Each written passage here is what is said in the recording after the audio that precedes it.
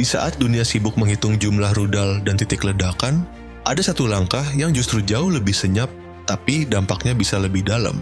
Amerika Serikat mulai menekan Iran bukan dari udara, melainkan dari laut.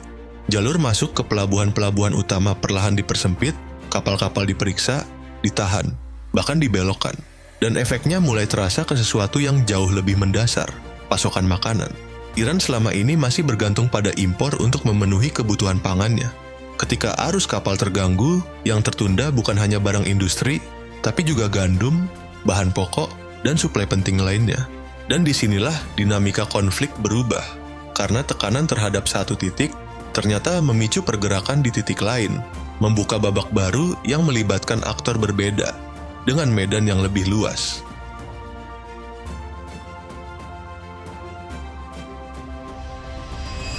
Dari Teluk, kini bergeser ke selatan Semenanjung Arab. Dari selatan Semenanjung Arab, kelompok Ansarullah atau Houthi mulai menunjukkan bahwa mereka bukan sekadar pendukung di balik layar. Level konflik dinaikkan, dan kali ini secara terbuka. Mereka mendeklarasikan perang terhadap Amerika Serikat beserta sekutunya, termasuk Israel.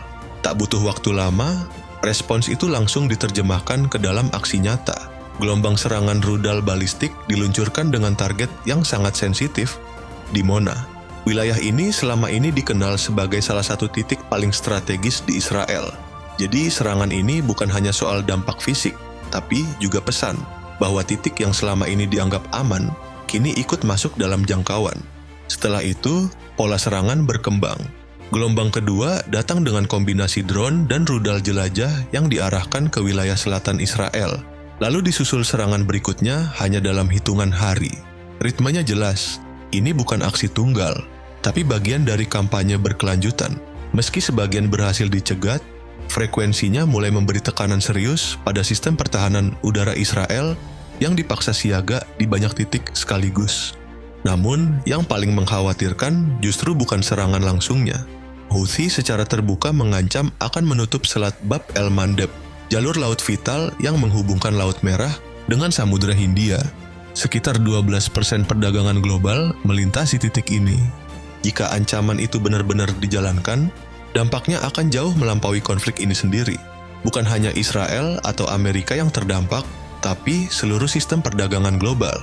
Harga energi bisa melonjak, rantai pasok terganggu, dan dunia kembali dihadapkan pada krisis yang skalanya jauh lebih besar dari sekadar perang regional.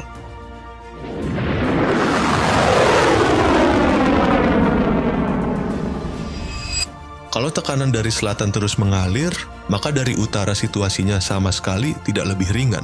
Hizbullah justru tampil dengan pendekatan yang lebih taktis dan terukur di medan Lebanon Selatan. Salah satu momen yang paling mencuri perhatian datang dari rekaman serangan drone FPWBI, drone kecil yang dikendalikan langsung oleh operator yang menghantam kendaraan lapis baja Namr milik Israel Defense Forces. Ini jadi sinyal jelas. Bahkan kendaraan tempur berat kini tidak lagi sepenuhnya aman dari teknologi murah yang mematikan. Tekanan itu tidak berhenti di satu titik. Hizbullah juga mengklaim berhasil menggagalkan upaya penetrasi pasukan Israel di wilayah Kantara. Dengan kombinasi rudal berpemandu, artileri, dan roket, mereka membangun zona pertahanan yang sulit ditembus. Polanya terlihat rapi, bukan serangan acak, melainkan operasi terkoordinasi yang mampu menahan, bahkan membalikan arah pergerakan lawan.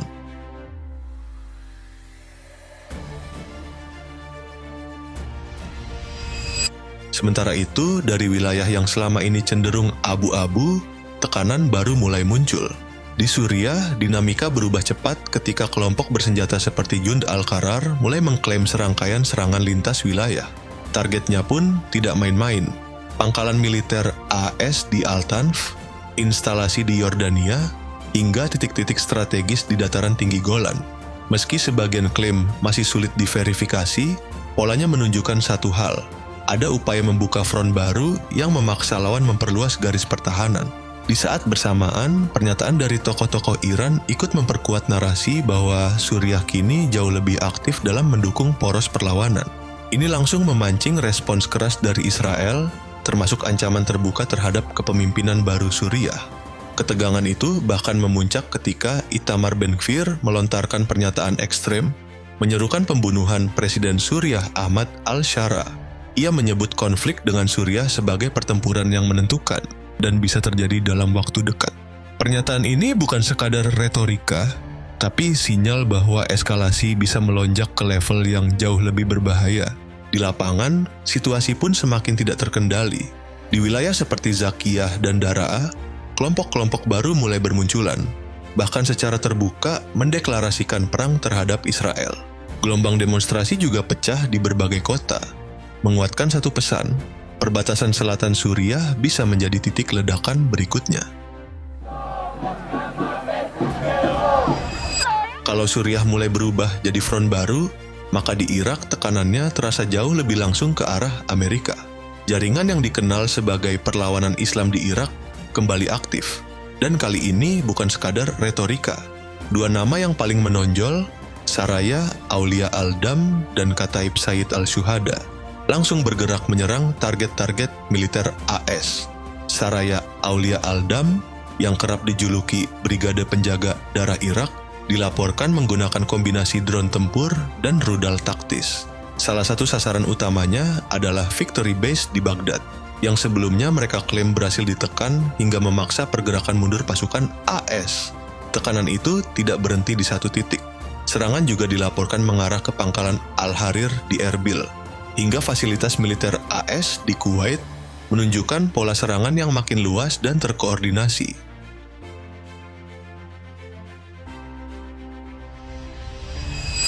Jika skenario perang darat benar-benar terjadi, maka yang dihadapi bukan lagi sekadar Iran melawan Amerika dan sekutunya.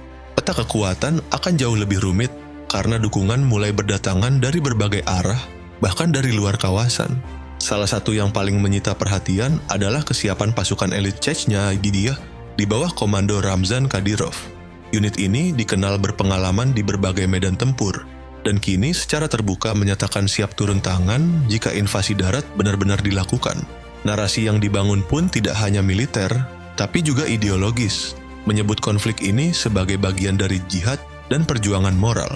Tekanan juga datang dari arah lain.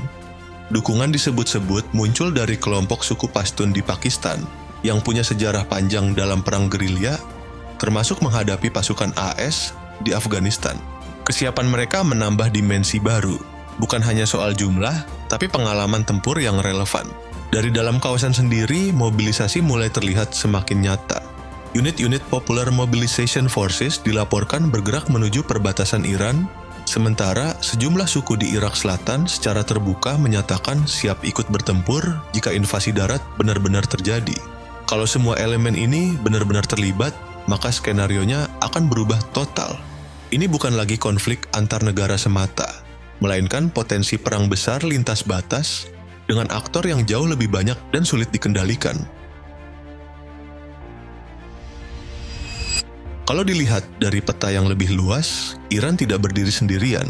Di belakangnya, ada dukungan yang datang dari kekuatan besar dunia, meski tidak semuanya tampil di garis depan. Rusia dilaporkan berperan dalam aspek intelijen, termasuk berbagi informasi terkait posisi dan pergerakan militer Amerika, yang berpotensi meningkatkan akurasi serangan di lapangan. Sementara itu, China memilih jalur yang lebih halus. Mereka tetap aktif di ranah diplomasi sambil menjaga kepentingan strategisnya, terutama stabilitas energi global, dan disebut memberi dukungan logistik dalam skala terbatas. Di sisi lain, Korea Utara mengambil posisi yang jauh lebih terbuka. Mereka secara terang-terangan mendukung Iran dan mengecam aksi militer Amerika serta Israel sebagai pelanggaran hukum internasional. Jika disatukan, pola ini membentuk semacam poros kekuatan global. Mungkin tidak semuanya terlibat langsung di medan perang, tapi dukungan ini cukup untuk memberi Iran ruang bernapas lebih panjang dalam menghadapi tekanan militer yang terus meningkat. Dengan ribuan pasukan Amerika Serikat yang kini bersiaga di kawasan Timur Tengah, bayangan invasi darat ke Iran semakin nyata. Namun menurut Muhammad Marandi, langkah itu justru bisa menjadi jebakan. Ia memperingatkan bahwa pasukan AS berisiko terseret ke dalam konflik panjang dengan biaya yang sangat besar. Jika eskalasi ini terus berlanjut, ada dua kemungkinan yang sama-sama ekstrim. Konflik bisa meluas menjadi perang regional berskala besar, atau semua pihak dipaksa berhenti, tepat di ambang kehancuran bersama.